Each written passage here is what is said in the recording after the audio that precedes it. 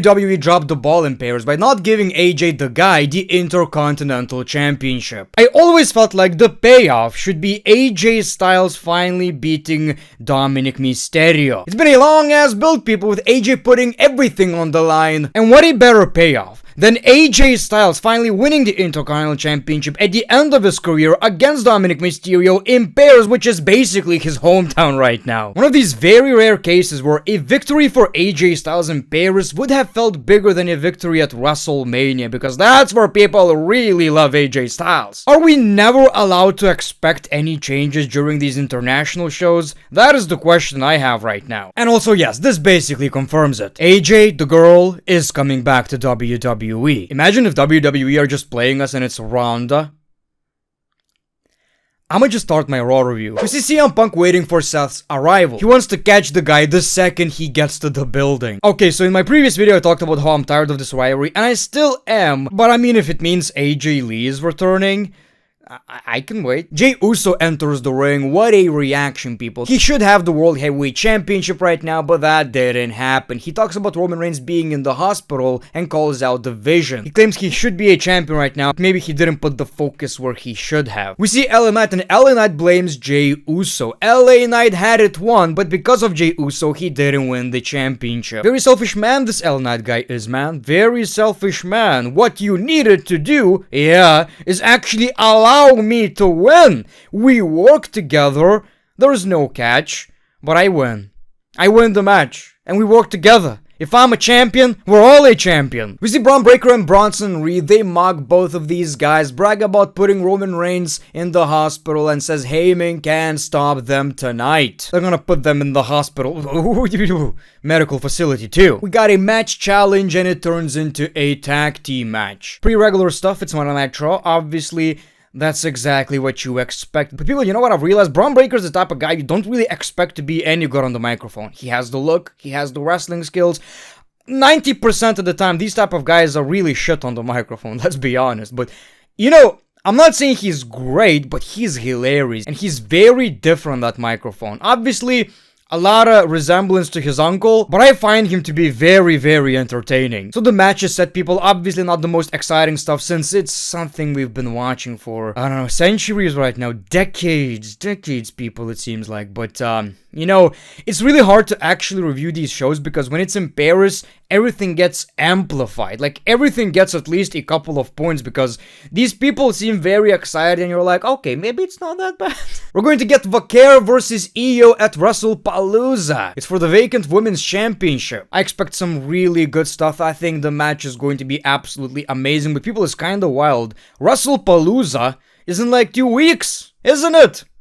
That's crazy! There's this Rhea problem, and it seems like Kabukis, especially Asuka, are playing Io Sky. They say it's all fine, but it looks too good to be true. I think they're playing Io Sky, and eventually they're going to turn on her, which is going to turn into Kabukis versus Io Sky and Rhea Ripley. I'm someone who's kinda a little bit tired of this storyline, but I get the deal. We got Kabukis versus Roxanne and Raquel, and again, the crowd was great, so, you know, at the end of the day, I did enjoy the match. And it's not like the match was bad anyway. The Bookies won the match. I think during this match they kept talking about how once Liv Morgan returns, it's gonna be fine. They're gonna be stronger than ever.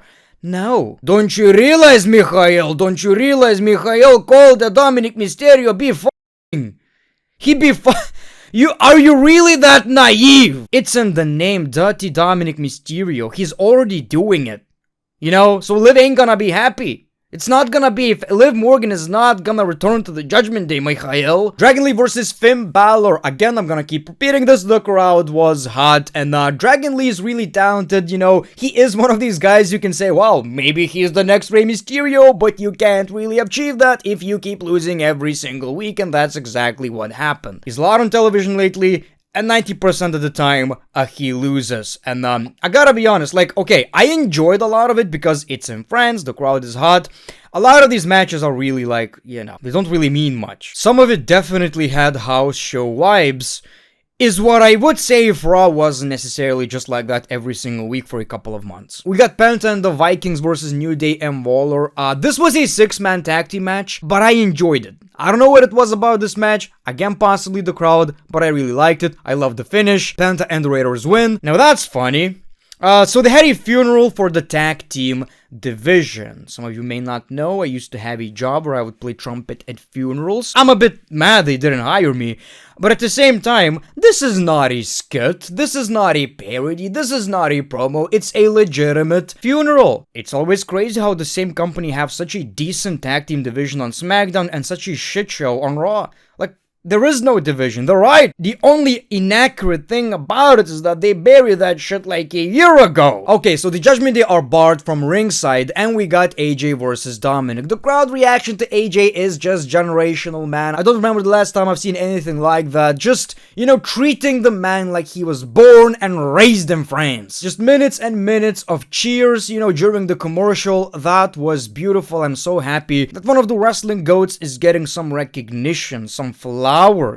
Give him his flowers. Any flower you can find, bring it to AJ, boy. And of course, AJ versus Dominic. People hated Dominic. People loved AJ Styles. That was the payoff. It's in France. Yes, AJ is in France. He wasn't on the premium live event, but he is on Raw. So yes, we are going to get that moment. Now we got El Grande. So Dominic retains the championship. What are we doing at this point? Like I've said, there's no bigger payoff. Whatever you're going to do right now doesn't matter. It really doesn't matter. That's the biggest payoff you could literally have. It's AJ Styles in France. It's his people. It's AJ's people! No one is going to care as much as people in France about AJ Styles winning the Intercontinental Championship. This is exactly what this show needed to be good. But he lost, and most of the good stuff about this show were basically kind of like teases to keep you waiting for the next show, which is great in theory, but again, this was an audience show. If you had that show in the US, it would have been business as usual. LNet says maybe it's not the best decision, but he doesn't know how to quit when talking about teaming with Jey Uso. They'll survive together or die apart. Obviously, there's some tensions, and Uso says, yeet. Knight cuts him off and says, yeah. A lot of catchphrases. Now, it seems like CM Punk was right all along. Oh, now you wanna team up and actually work together?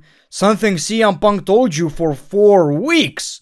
So now you get it. CM Punk comes out to a huge ovation. He says he's gonna hijack Raw until Seth Rollins comes out. If he has to sing with France, he will. Instead, we got Seth's music, but instead we got Becky Lynch. Dare I say this turned into familia drama. You've been lying about my husband, berating the father of my child. And Punk calls Rollins a coward. Becky fires back. Rollins has sacrificed more for this business than you ever did. He's hot, jacked, and talented. Punk says, you're delusional. I wish he would come out so I could knock his teeth out. Obviously, they talked about how they chanted Punk's name while he was away, while they were working. It's the same promo every time. We kinda get it at this point, but what was funny about this segment is that people kept chanting AJ Lee, and they acknowledged that. She was like, she don't work here no more. Punk says, you're extremely talented, but with bad taste for marrying a bum. We finally see Seth Rollins. He laughs. If you have something to say, come say it face to face. What a dick. In general, this was actually a decent segment. I enjoyed it. It worked out really well, even if some material is basically,